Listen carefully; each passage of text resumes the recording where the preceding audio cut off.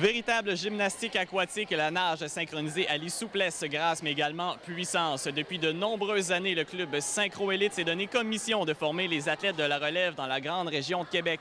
L'une d'entre elles est Sarah Maud Vézina de Bois-Châtel et nous l'avons rencontrée lors de l'un de ses entraînements.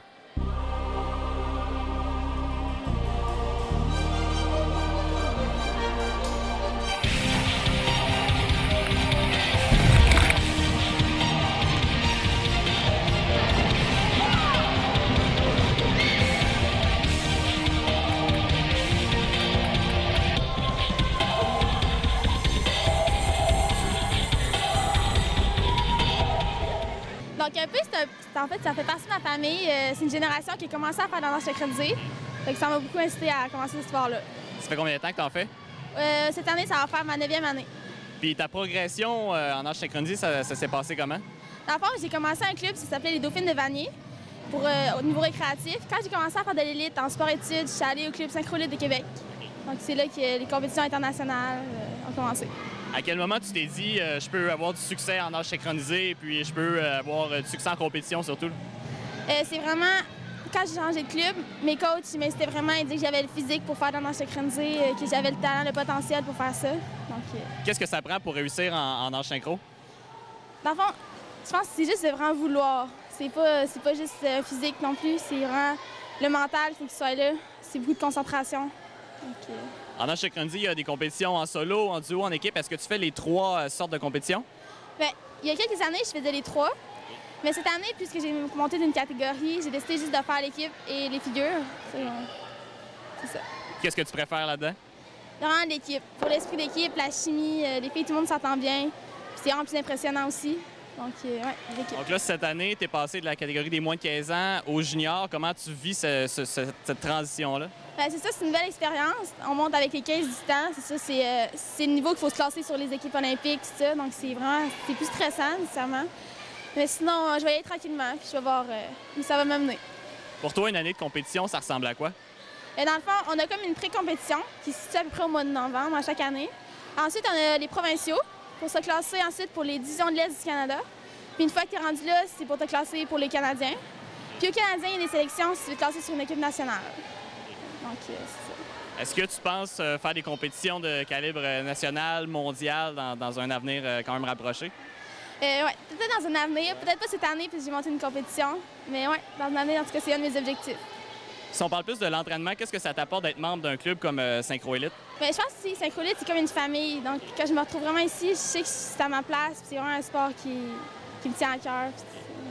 Si on parle d'une semaine d'entraînement, pour toi, ça correspond à quoi? Je m'entraîne à tous les petits après-midi, 4 heures par jour, plus le dimanche, 5 heures. Donc, c'est à peu près 25 à 30 heures d'entraînement par semaine. Puis comment tu arrives à justement te concentrer autant sur tes études que sur l'entraînement? Non, des fois, je me demande aussi la question moi-même.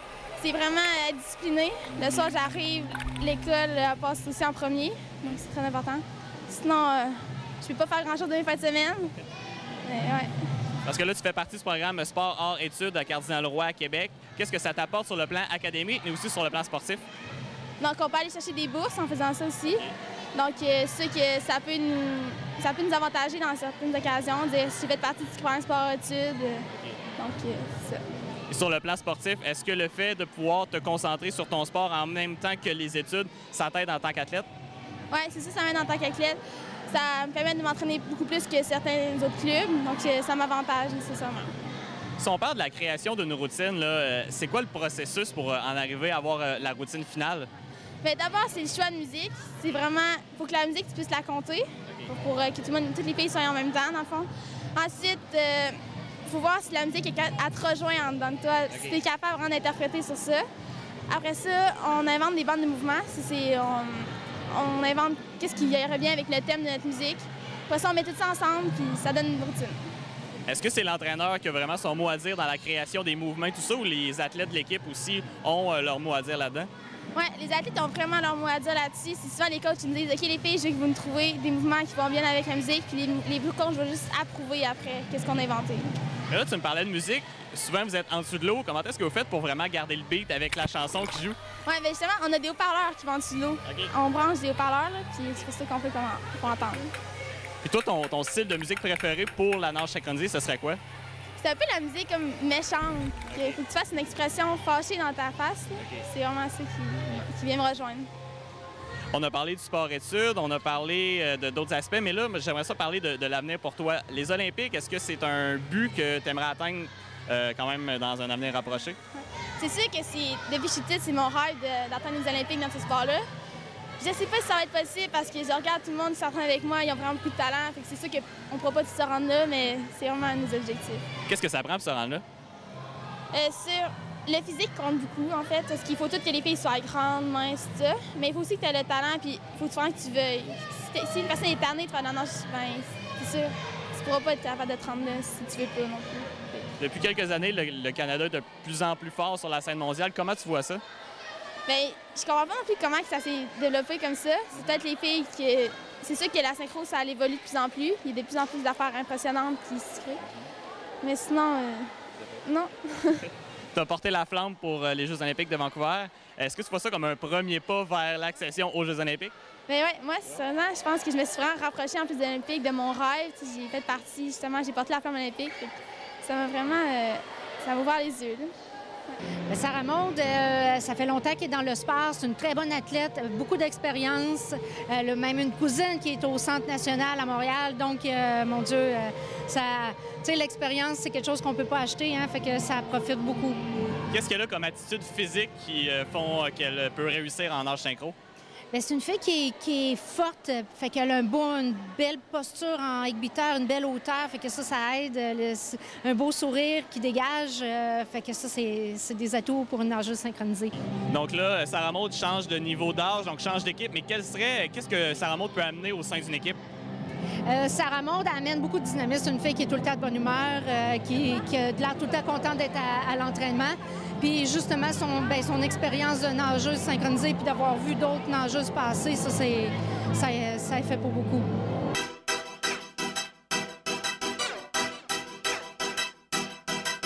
En février 2007, le journal L'Autre Voix titrait à sa une qu'une meilleure offre de loisirs sur la côte de Beaupré était réclamée. En fait, les nombreux répondants au grand sondage de la politique familiale avaient fait de la construction d'une piscine l'une de leurs priorités. Depuis ce temps, aucune piscine n'a été construite et les amateurs de sport aquatique doivent souvent s'exiler vers la ville de Québec pour pratiquer leur sport favori. Le directeur des loisirs à Saint-Ferréol-les-Neiges, Martin Pouliot, nous expose sa vision de sa piscine de rêve. Donc, Martin, ta piscine de rêve sur la côte de Beaupré, tu la vois comment? Je la vois greffée à un autre équipement régional, soit peut-être penser à l'aréna à ce moment-là ou peut-être regarder les possibilités avec l'école qui fait partie de l'école secondaire, bien sûr, qui fait partie intégrale de la commission scolaire des premières seigneuries. Quels avantages on retirait justement de joindre deux équipements comme ça ensemble? C'est certain qu'une plus grande diversité pourrait être offerte à la population et aux différentes clientèles là, de notre territoire, soit les jeunes, les adultes, les personnes âgées. On a juste à penser aux sauveteurs qu'on emploie l'été dans nos différentes municipalités. Présentement, on connaît une pénurie sur notre territoire. C'est un petit peu, je vous dirais, un portrait provincial aussi, où est-ce qu'on a des lacunes à ce niveau-là. Et vraiment, on a besoin de sauveteurs là, pour nos différentes piscines. L'expert en loisirs est d'ailleurs d'avis que l'ajout d'une piscine sur la côte de Beaupré viendrait bonifier cette offre de loisirs dont on a demandé l'amélioration. Quels avantages la population viendrait chercher avec la construction d'une piscine? Au niveau des avantages, on sait que la population, au niveau de la côte de Beaupré, grandit. Donc, c'est une offre de service complémentaire vraiment à ce qui existe. On peut penser aux cours d'aquaforme pour les personnes aînées, on peut penser aux cours de natation, et ça sur plusieurs niveaux au niveau de la clientèle des enfants.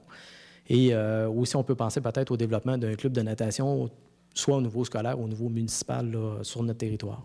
Donc, est-ce que, d'après toi, présentement, certains jeunes ou même certains adultes se privent de faire de la natation justement parce qu'il n'y a pas d'équipement digne de ce nom là, sur la côte de Beaupré? C'est certain qu'il faut toujours penser au transport. Quelqu'un qui veut, je ne sais pas, faire des longueurs dans une piscine doit aller obligatoirement à Québec.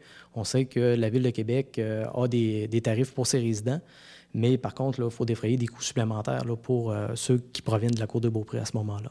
En terminant, est-ce qu'on parle d'une priorité? Je vous dirais qu'elle est identifiée au niveau de la politique familiale, au niveau de la MRC, il y a quelques années, dans le cadre de son plan d'action. Donc, j'imagine que c'est toujours d'actualité au niveau de la MRC.